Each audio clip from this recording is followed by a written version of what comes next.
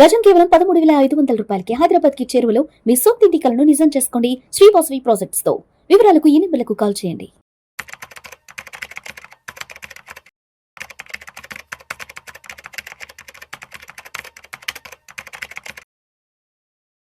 నమస్తే, welcome to Vishnu talks. నేను విష్ణు. ప్రస్తుతంతో పాటు సీనియర్ ఇన్సూరెన్స్ ఎక్స్పర్ట్ మెరుపుల మధు గారు ఉన్నారు. వారితో మాట్లాడదాం. మధు గారు నమస్తే సార్. నమస్తే అండి. Welcome to Vishnu talks. Thank you. So Madhu గారు, 2026 కొత్త సంవత్సరంలోకి అడుగు పెట్టబోతున్నాం. అయితే ఇప్పటి వరకు ఫైనాన్షియల్ ప్లానింగ్ చేసుకొని వాళ్ళు, ఎప్పటి నుంచో చేసుకుందాం అన్న డైలమాలో ఉన్న వాళ్ళు, సరే 2026 నుంచి అయినా ఒక ఫైనాన్షియల్ ప్లానింగ్ చేసుకుందాం అనుకున్న వాళ్ళకి ఒక బేసిక్ ఫైనాన్షియల్ స్ట్రక్చర్, అంటే ఒక బేసిక్ ఫైనాన్షియల్ ప్లానింగ్ స్ట్రక్చర్ ఏదైనా ఉంటే సింప్లిఫై చేసి చెప్పగలరు. అంటే దాని గురించి పెద్దగా వర్కౌట్ చేసే పని లేకుండా, దాని గురించి రోజు స్టాక్ మార్కెట్ అప్డేట్స్ గురించి తెలుసుకునేంత అవసరం లేకుండా, తర్వాత ఎకానమీ గురించి పెద్ద తెలుసుకునేంత అవసరం లేకుండా సింప్లిఫైగా ఒక ఫైనాన్షియల్ ప్లానింగ్ స్ట్రక్చర్ మన ఆడియన్స్కి ఒక బిగినర్ బేసిక్ లెవెల్లో చెప్పగలరు. సార్, ఎప్పుడైనా సరే మీరు సింపుల్ అన్నారు కాబట్టి నిజానికి ప్రతి పని సింపులే సార్. మనమే దాన్ని కాంప్లికేట్ చేస్తాం. సింపుల్ గా ఇప్పుడు ఎవరైనా సరే అది 20,000 శాలరీ రాని, 30,000 శాలరీ రాని, ప్రాబ్లం ఎక్కడ వస్తుంది అంటే బికాస్ ఆఫ్ అవర్ డిసిజన్స్. మనం లైఫ్ మీద ఒక్కొక్కసారి ఏంటంటే చాలా డిసప్పాయింటెడ్ డిసిజన్ తీసుకుంటాము, ఇంకొకటి చాలా ఓవర్ ఎగ్జైటెడ్ డిసిజన్ తీసుకుంటాము. ఇవి రెండు ముంచేస్తాయి మనల్ని. ఇప్పటిదాకా ఎక్కడ జరిగింది, ఎలా జరిగిందో దాన్ని వదిలేసేయండి. 2026 నుంచి సింపుల్ గా నార్మల్ మధ్యతరగతి వ్యక్తి అయినా సరే ఫస్ట్ అన్నిటికంటే ముఖ్యం ఏంటి అని అంటే, ఒకటి మన చేతిలో లేని దాన్ని ఏ విధంగానే మనం రక్షించుకోవాలి. మన చేతిలో లేని దాన్ని మన చేతి అంటే ఏదైనా ఇష్యూ వస్తే మనం కాపాడలేని కొన్ని ఉంటాయి. ఒకటి మేజర్ గా ఏదైనా హెల్త్ ఇష్యూ వచ్చింది అనుకోండి, మనం దాన్ని కాపాడుకోలేము. అంత డబ్బు మన దగ్గర కావాలి. మరి డబ్బు సేవ్ చేసి పెట్టాలంటే 20 లక్షలు 30 లక్షలు ఎలా సేవ్ చేసి పెట్టుకుంటాం? మెడికల్ ఎమర్జెన్సీ పెట్టుకోలేము. కాబట్టి ముందుగా హెల్త్ ఇన్సూరెన్స్ అనేది అందరూ తీసుకొని పెట్టుకోవాలి. సో ఎవరికైతే ఇప్పుడు టర్మ్ ఇన్సూరెన్స్ ఎలిజిబిలిటీ లేదో వాళ్ళు అట్లీస్ట్ కొన్ని కంబైన్డ్ ప్లాన్స్ అయిన ఉంటాయి. ఎంతో కొంత మనం లేకపోతే ఫ్యామిలీకి వచ్చే ఆర్థిక నష్టం అనేది రాకుండా చూసుకోవాలి ఫస్ట్ అన్నిటికంటే ముఖ్యంగా. దీని తర్వాత డెట్ క్లియరింగ్ ఉండాలి. ఫస్ట్ ఆఫ్ ఆల్ మనం ఇన్వెస్ట్మెంట్ కోసం చేసే డెట్ ఏదైతే ఉంటుందో దాన్ని అత్యంత తొందరగా క్లియర్ చేసేయాలి. ఇన్వెస్ట్మెంట్ కోసం ఏ డెట్ చేయదు. ఎప్పుడైనా సరే ఇన్వెస్ట్మెంట్ అనేది మీ శాలరీయా బిజినెస్ ప్రాఫిట్ తో జరగాలి తప్ప ఏదో అప్పులు తీసుకొచ్చి నేను ఆస్తులు కూడా పెడతా అనే ఒక నేచర్ ఏదైతే ఉంటుందో దాని ముందుగా మీరు అక్కడ నుంచి మీరు బయటకు రావాలి. అసలు అప్పు తీసుకొచ్చి ఎప్పుడు కూడా ఆస్తులు కూడా పెట్టద్దు, నంబర్ 1. దీని తర్వాత ఏంటంటే ప్రతి ఫ్యామిలీకి ఎమర్జెన్సీ ఫండ్ అనేది ఇంపార్టెంట్. మీరు సింపుల్ సాలరీ అయినా సరే మీకు ఒక 15,000 ఖర్చు ఉంది అని అనుకుంటే కనీసం ఒక 6 నెలలు అంటే 60,000 నుంచి 70,000 రూపాయలైనా మీ ఎమర్జెన్సీ ఫండ్ ఉండాలి. రేపటి రోజున ఏటైనా ఎమర్జెన్సీలో మనం ఫంక్షన్ లో పడిపోతామో, లేకపోతే ఏదైనా మెడికల్ ఇష్యూ వచ్చి ఇంట్లో రెస్ట్ తీసుకుంటామో, ఆ టైంలో మీ ఈఎంఐస్ అనేటివి ఆగవు. అది వచ్చే చిన్న ఈఎంఐ అయినా మిమ్మల్ని చాలా ఇబ్బంది పెడతా ఉంటుంది. కాబట్టి అలాంటి ఎమర్జెన్సీ రాకుండా ఎమర్జెన్సీ ఫండ్ అనేది పెట్టుకోవాలి. దీని తర్వాత ఇప్పుడు హెల్త్ లైఫ్ ఇన్సూరెన్స్ అయ్యి మనకు ఎమర్జెన్సీ ఫండ్ అయిన తర్వాతనే మీరు ఇన్వెస్ట్మెంట్ గురించి ఆలోచించాలి. ఒకవేళ మీకు ఈ సంవత్సరం స్కోపే కనబడలేదని తెలిసింది అనుకోండి, ఇన్వెస్ట్మెంట్ స్టార్ట్ చేయకండి. ఏం ప్రాబ్లం ఉండదు ఇన్వెస్ట్మెంట్ స్టార్ట్ చేయకుంటే. లేదు ఎంతో కొంత స్కోప్ ఉంది, ఇప్పుడు మన పిల్లల ఎడ్యుకేషన్ అయిపోయింది, రెగ్యులర్ ఎక్స్పెండిచర్ అయిపోయింది, ఇన్సూరెన్స్ ప్రీమియమ్స్ అయిపోయినాయి, ఇంకా కొంత అమౌంట్ మనం సేవ్ చేయగలుగుతున్నాం అనుకుంటే మాత్రం దాన్ని ఎస్ఐపి రూపంలో, అది కూడా మళ్ళీ ఫ్యాన్సీ ఇన్వెస్ట్మెంట్స్ అని చెప్పేసి డిఫరెంట్ ఏదో క్రిప్టోలలో అందులో ఇందులో పెట్టి, లేదా మీరు స్టాక్స్లో ట్రేడింగ్ నేర్చుకొని మీ ఉన్న సొంత టైంను వేస్ట్ చేసుకునే ప్రయత్నాలు అనేవి చేయొద్దు. మీరు మీ ఫ్యామిలీతో ప్రాపర్ టైం స్పెండ్ చేస్తూ ఇన్వెస్ట్ రిస్క్ లేకుండా, అంటే ఇన్వెస్ట్మెంట్ యొక్క మీ సొంత నాలెడ్జ్ కానీ మీ ఎఫర్ట్స్ కానీ లేని చోట మీరు ఇన్వెస్ట్మెంట్ చేయడం అనేది అన్నిటికంటే ముఖ్యం. ఇంకా కొంచెం అప్గ్రేడెడ్ లైఫ్ స్టైల్లోకి వెళ్తే ఎవరైతే కొంచెం డీసెంట్ సాలరీ ఎర్న్ చేసే వాళ్ళు, డీసెంట్ బిజినెస్ ఏదైతే ప్రాఫిట్స్ తీసుకున్న వాళ్ళు ఉంటారో వాళ్ళు వీటన్నిటితో పాటుగా proper adequate health insurance, life insurance, emergency ఫండ్తో పాటుగా వాళ్ళు ట్రావెల్ ప్లాన్ కూడా చేసుకోవాలి. ఎందుకనంటే చాలా మంది ఈ 60లోనో 50లోనో తర్వాత మనం చూద్దాంలే అనుకొని పోస్ట్ పోన్ చేసి లైఫ్ను బాగా ఎంజాయ్ చేసుకొని బతుకుతూ ఉంటారు. మీ వల్ల మీ ఫ్యామిలీ కూడా చాలా సఫర్ అవుతూ ఉంటుంది. అందుకని చెప్పేసి ఏంటంటే ఒక డీసెంట్ లైఫ్ని లీడ్ చేయడానికి అన్నిటికంటే ముఖ్యం, ఆశల కంటే ముఖ్యం ఏంటంటే మీకు మీ సొంత టైం మీరు ఎంత ఇచ్చుకుంటున్నారు, మీరు ఎంత ఇన్వెస్ట్మెంట్ మీ పైన మీ ఆనందం కోసం ఇన్వెస్ట్మెంట్ చేస్తున్నారు అనేది చాలా చాలా ఇంపార్టెంట్. దానికోసం అని చెప్పేసి వాళ్ళు ఒక ట్రావెల్ ప్లాన్ చేసుకోవాలి. ఒకవేళ మీకు ఇంటర్నేషనల్ మనకు అఫోర్డబిలిటీ లేదనుకుంటే డొమెస్టిక్ వెళ్ళొచ్చు. చాలా మంది ఈ రోజుల్లో ఏం చేస్తున్నారంటే ఈవెన్ తిరుపతిని టూర్ అనుకుంటున్నారు. ఆ తిరుపతి అని అద్భుతంగా అసలు ప్రతి ఒక్కరి లైఫ్ లో ఉండాలి, కానీ దాన్నే టూర్ అని చెప్పేసి ఫిక్స్ కావద్దు. అంటే ఫ్యామిలీ కూడా కొంత బడ్జెట్ కేటాయించండి. అవి దర్శనాలు, ఎందుకంటే మనం ఈ రోజు ఉన్నాము అని అంటే దానికి భగవంతుడు కారణం అని బిలీవ్ చేసే వాళ్ళు మన చాలా మంది ఉంటారు. కాబట్టి దాన్ని సపరేట్ అది డివోషన్ మూడు పెట్టండి. దాంతో పాటుగా ఇంకొక ఈ ట్రావెల్ ప్లాన్ అనేది మీరు యాడ్ చేసుకుని పెట్టుకోండి. దానివల్ల మీ ఫ్యామిలీ ఏంటంటే సంవత్సరానికి ఒక్కసారి కనుక మీరు బయటకు తీసుకొని వస్తే మీ ఇంట్లో ఉండే ప్రశాంతత వాతావరణం అనేది మీరు ఎక్స్ప్లెయిన్ చేయలేరు. చాలా మంది మేము చెప్తాం. రెండోది, ఏదైనా చిన్న యానివర్సరీ కానీ బర్త్డేస్ కానీ ఆ రోజు అప్పటిదప్పుడు ఎమర్జెన్సీగా మీరు ఇబ్బంది పడే కంటే ముందు నుంచి అలా కొంచెం ప్లానింగ్ లో ఉండండి. అందుకే షార్ట్ టర్మ్ నీడ్స్ కోసం షార్ట్ టర్మ్ ఫండ్స్ అని మనం చెప్తా ఉంటాం కదా. ఎక్కువ రిస్క్ లేని ఎఫ్డీలో అక్కడిక్కడ కొంత అమౌంట్ సేవ్ చేసి మీ యానివర్సరీ ముందు మీ పిల్లల బర్త్డే ముందో ఆ ఫండ్ మీరు విత్డ్రా చేసి దాంతో సెలబ్రేషన్ చేసే ప్రయత్నం చేసినారంటే లైఫ్ అనేది చాలా అద్భుతంగా ఉంటది.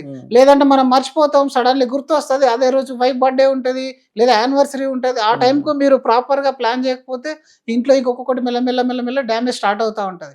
రెండోది, చాలా మంది మీరు చూడండి కోట్ల డబ్బు ఉన్న వాళ్ళు కూడా సింగిల్ డొమెస్టిక్ టూర్ అని వాళ్ళు ఎన్నో వందల మంది ఉన్నారు. అసలు ఎందుకండి మనం దాని తర్వాత చనిపోయిన తర్వాత ఇదంతా ఏమో ఎక్కడికి వస్తుంది? మీ పిల్లలకు కావాల్సిన ఎడ్యుకేషన్ మీరు ఇస్తారు, ఆస్తులు వాళ్ళకి ట్రాన్స్ఫర్ చేయాల్సిన అవసరం రాదు. ఎందుకంటే మీరు మీ ఫాదర్ మదర్ని ఒకసారి అబ్జర్వ్ చేయండి. వాళ్ళు సంపాదించిన సంపాదనలో మీ సంపాదన అనేది చాలా ఎక్కువ ఉంటుంది. ఎందుకనంటే ఒక డీసెంట్ ఒక స్కిల్డ్ ఎంప్లాయ్ అయిన తర్వాత మీరు వాళ్ళకంటే ఎన్నో రేట్లు ఎక్కువ సంపాదిస్తారు. అలాగే మనకంటే మన పిల్లలు చాలా ఎన్నో రేట్లు ఎక్కువ సంపాదిస్తారు. దానికోసం మీ లైఫ్ స్టైల్ సాక్రిఫైస్ చేయదు. ఎందుకంటే లైఫ్ స్టైల్ అనేది మళ్ళీ దీన్ని అనుభవించడానికి రాదు. ఏజ్లో ఉండగానే పిల్లలకు కొంత టైం ఇవ్వాలి, వైఫ్ కొంత టైం ఇవ్వాలి. కొంచెం మంది ఇప్పుడు పాత స్నేహాలు ఎవరైనా ఉన్నా సరే మన లైఫ్ ఆనందం ఇచ్చేది. అంటే ప్రొఫెషనల్ లైఫ్ ఎప్పుడైనా సరే your professional life will earn some money, అది 20% మీరు ఫోకస్ చేయాలి.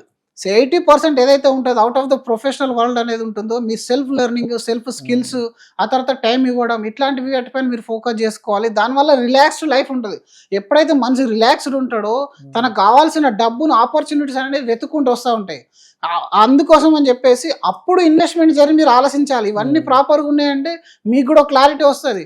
లేదంటే మీరు ముందుగానే ఒక 30,000 ఎస్ఐపి స్టార్ట్ చేయడం, తర్వాత ఇంట్లో ఎమర్జెన్సీ వచ్చేసి అది ఆఫ్ చేయడం, ఆ ఉన్నదాన్ని బయటకు తీయడం, అది తీసింది అది లాస్లో ఉంటుంది, అడ్వైజర్ ఇలాంటి ప్రోడక్ట్ ఇచ్చాడని మళ్ళీ తిట్టుకోవడం, ఈ జర్నీలో గుండ్రంగా తిరిగిపోతారు. ఇంకొంతమంది ఏంటంటే తాహతకు మించిన ఇన్వెస్ట్మెంట్ చేసి రకరకాల ప్రాపర్టీస్ కొని అక్కడ కూడా ఇబ్బంది పడే వాళ్ళు ఉంటారు. రానున్న రోజుల్లో అది రిసెషన్ రాని ఇంకేదన్నా రానివ్వండి, మన లైఫ్ ఎఫెక్ట్ కాకుండా ఉండగలుగుతామా లేదా? పాయింట్ నెంబర్ 1 అదొక్కటి. మన జాబ్ ఎంత సెక్యూర్లో ఉన్నామో, మన బిజినెస్ ఎంత సెక్యూర్లో ఉంది, దీనికి మనకు కావాల్సిన బ్యాక్ ఎండ్ క్యాపిటల్ మనం క్రియేట్ చేసుకున్నామా లేదా? ఇలా స్టెప్ బై స్టెప్ ప్రాసెస్ పైన వెళ్ళండి. లాంగ్ టర్మ్ విజన్ ఎప్పుడైనా సరే, ఇన్వెస్ట్మెంట్ అయినా సరే, లైఫ్ అయినా సరే, కెరీర్లో అయినా సరే, విజన్ అనేది ఎప్పుడు లాంగ్ టర్మ్ ఉండాలి. షార్ట్ టర్మ్ విజన్ ఉన్న వాళ్ళకి ఎప్పుడు ప్రాబ్లమే ఉంటుంది. ఇప్పుడు మీరు చూడండి, ఒక మంచి లైఫ్ స్టైల్లో రేపు ఎల్లుండి ఏం చేస్తామని చెప్పేస్తే వాళ్ళు ఈజీగా క్లారిటీ ఉంటుంది. కానీ 10 yearsలో ఏం చేస్తామని చెప్తే ఆ ఎక్స్పెక్టేషన్ చాలా తక్కువ చెప్తారు వాళ్ళు. నిజానికి లాస్ట్ 10 years గ్రోత్ చూసుకుంటే నెక్స్ట్ 10 yearsలో మీరు ఎక్కడికో వెళ్తారు. ఆ ఎక్కడికో వెళ్తారు ఏదైతే ఉంటుందో చాలా మంది క్లారిటీ ఉండదు, అసలు బిలీవ్ చేయరు. ఫస్ట్ ఫ్యూచర్ని బిలీవ్ చేయాలి. మనం ఫ్యూచర్ని బిలీవ్ చేస్తే దాని తగ్గట్టుగా మీ ఫైనాన్షియల్ ప్లాన్ అనేది రూపొందించుకోవాలి. రానున్న రోజుల్లో నేను ఇక్కడ గ్రో అవుతున్నాను కాబట్టి నేను ఇంత పర్సెంటేజ్ ఇక్కడ పెట్టాలి. ఇప్పుడు నేను ₹1,00,000 సంపాదించే వ్యక్తిని 50 లక్షలు 60 లక్షలు అప్పు తీసుకొచ్చి నేను ప్రాపర్టీ సొంతం చేసుకున్నాను. దానివల్ల నా లైఫ్ అక్కడికి ఆగిపోతుంది. ఆ 50 లక్షల ప్రాపర్టీని 50 ఏళ్ళు చెప్పుకోవాలి. అలా కాకుండా మీరు ఇంకొక రకంగా కొంచెం ఆలోచించి అప్గ్రేడ్ అయిపోయి ఎలాంటి లోన్ల జోలికి వెళ్ళకపోతే మీరు ఫస్ట్ మెంటల్ ఫ్రీగా ఉంటారు. అట్లీస్ట్ మెంటల్ ఫ్రీ ఉన్నప్పుడు మీ ఆలోచనలు షార్ప్ అవుతాయి, మీ స్కిల్ పెరుగుతుంది. అప్పుడు అద్భుతమైన అసలు కెరీర్లో గ్రోత్ వచ్చిందంటే ఇన్వెస్ట్మెంట్ అనేది పెద్ద మ్యాటరే కాదు. కాబట్టి ఎప్పుడైనా కంఫర్టబుల్ ఇన్వెస్ట్మెంట్ చేయాలి. అండ్ ప్రొటెక్షన్ పరంగా అందరికంటే ఒక 10 రేట్లు ముందు ఉండాలి. ఇప్పుడు చాలా మంది సొసైటీలో కంపారిజన్ ఉంటుంది, మాకు ఇంత మంచి కారు ఉంది, ఇంత మంచి ఇల్లు ఉంది అన్నట్టుగానే మీకు ఒక ₹1,00,00,000 కవర్ చేసే హెల్త్ ఇన్సూరెన్స్ పాలసీ ఉందని చెప్పుకునే రోజులు రావాలి. అలా రావాలి అని అంటే మీరు దానికి తగ్గట్టు ప్లానింగ్ అనేది చేయాలి. ఎవరో వస్తారు, ఇప్పుడు మీరు చేసే ఇన్వెస్ట్మెంట్స్ కూడా చూడండి, 90% ఆఫ్ ది ఇన్వెస్ట్మెంట్స్ మీ పక్కోళ్ళు ఎదురింటోళ్ళు ఇచ్చిన సలహాలే ఉంటాయి మీ దగ్గర, లేదా మీ క్లోజ్ సర్కిల్లో ఇచ్చే సలహాలే ఉంటాయి. వాళ్ళేం పెద్ద ఎక్స్పర్ట్స్ కాదు, వాళ్ళు ఏదో ఒకటి దగ్గర వింటారు, మీకు చెప్పేస్తారు. నిజంగా ఆయన చేస్తాడో చేయడో తెలియదు కానీ మీతోనే చేపిస్తాడు. కాబట్టి అలాంటివి రాకుండా ఉండాలి అని అంటే ఫస్ట్ ఈ జర్నీ అనేది ముందే ఫైనాన్షియల్ ప్లానింగ్ అనేది మీరు ముందే ఊహించుకోండి. పెద్ద ప్లానింగ్ అవసరం లేదు. Husband and wife every Sunday ఒక ½ an hour టైం ఫైనాన్స్ మీద కేటాయించగలిగితే అది ఈజీ అయిపోతుంది చాలా. ఎందుకంటే మీరు ఒక సైడ్ పట్టించుకోకుండా మీ ధోరణిలో మీరు ఉంటే వైఫ్ ధోరణిలో వైఫ్ ఉంటుంది. అది సింక్ ఎప్పటికి కాదు. మీ పేరెంట్స్ వాళ్ళ ఆలోచన ఇంకోలా ఉంటుంది. డబ్బంతా తగలేసినట్టు వాళ్ళంటారు, ఈయనేమో మాకేం ఖర్చు పెట్టిన వైఫ్ అంటుంది. అసలు మీరు కష్టపడుతున్నారు, డబ్బు తీసుకొస్తున్నారు, కానీ ఎవరు హ్యాపీగా లేరు. ఫస్ట్ ఆఫ్ ఆల్ ఈ హ్యాపీనెస్ నేను ఎట్లా క్రియేట్ చేస్తా ఫ్యామిలీలో, ఈ హ్యాపీనెస్ నేను ఏ విధంగా క్రియేట్ చేస్తా అనే క్లారిటీ మీకు వచ్చింది అనుకోండి, దాని తగ్గట్టు మీ ఫైనాన్షియల్ ప్లానింగ్ అనేది ఆటోమేటిక్గా సెట్ అయిపోతుంది. దాన్ని ఆలోచించాలి కొంచెం.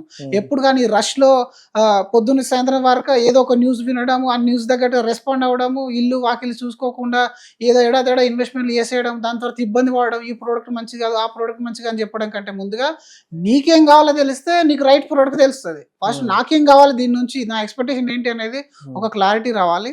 ఎంత హెచ్చన అయినా సరే అండి, very very simple rule life స్టైల్లో ఉంటుంది వాళ్ళందరిది. మనకు కనబడటానికి అలా కనబడతారు కానీ చాలా సింపుల్ లైఫ్ స్టైల్ ఉంటుంది వాళ్ళ. ఫైనాన్షియల్ ప్లానింగ్ కూడా మీరు చూడండి, సింపుల్గా ఉంటుంది, చాలా సింపుల్గా ఉంటుంది. మీరు ఎప్పుడైతే సింపుల్గా ఉంచుతారో మీ ఇన్వెస్ట్మెంట్స్ని, మీ లైఫ్ అనేది అంత అద్భుతంగా ఉంటుంది. ఎవరు కూడా ఇప్పుడు ఈ రోజుల్లో మీరు చూడండి, కోట్లు ఉన్న వాళ్ళు మరి ఇవన్నీ వదిలేసి వాళ్ళు ట్రేడింగ్ ఈ క్రిప్టోలు కూడా వాడచ్చు కదా. ఎవరు వాడతారు? పడరు. వాళ్ళు సింపుల్ బిజినెస్ ఐడియాస్ లేకపోతే వాళ్ళకున్న స్కిల్తో వాళ్ళ నాలెడ్జ్ని అప్గ్రేడ్ చేసుకుంటూ ఎక్కువ టైం కేటాయించారు వీటన్నిటికీ. కానీ మిడిల్ క్లాస్ పర్సన్స్ ఏంటంటే, మీరు టీవీలో న్యూస్లో ఎక్కడ చూసినా ట్రాప్ అయ్యేది మిడిల్ క్లాస్ పర్సన్సే ఉంటారు. కాబట్టి మన యొక్క ఎక్స్పెక్టేషన్ అనేది ప్రాపర్ లేనప్పుడే మనకి ఏది పడుతుంది అట్రాక్ట్ చేస్తుంది. ఫస్ట్ మన ఎక్స్పెక్టేషన్ కొంచెం తగ్గించుకొని ఒక 12% రిటర్న్ అంటే ఏంటి, దానికి ఎంత కష్టపడాల్సి వస్తుంది, 18% రిటర్న్ అంటే ఏంటి, దానికి ఎంత కష్టపడాల్సి వస్తుంది, ఎంత రిస్క్ తీసుకోవాల్సి వస్తుంది, ఆ క్లారిటీ మీ దగ్గర ఉంటే మీకు ఏ ప్రోడక్ట్ అమ్మడానికి వచ్చినా మీకు అందులో లొసుగులు తెలిసిపోతాయి. ఫస్ట్ ఆ క్లారిటీ తెచ్చుకునే ప్రయత్నం చేయాలి మనం.